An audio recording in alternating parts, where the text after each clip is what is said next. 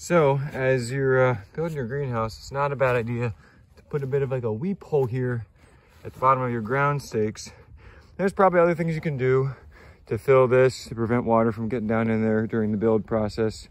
But you know, even after you get the plastic on here, you'd have condensation perhaps dripping down the back, getting in there. Might fill up over time. If it gets too cold, it could freeze, and you know, water being stuck in the bottom of there when it freezes isn't a good thing.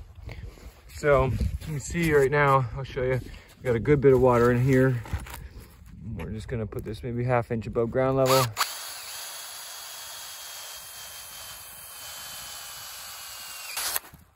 Quite a bit of water in there, okay? So each one of them is gonna be like this. So I'm gonna let all this out of here now. Oh, we've had a couple freezing days, but I guess not enough to really hurt anything. But I wanna get this taken care of before it gets too cold. So on with the build.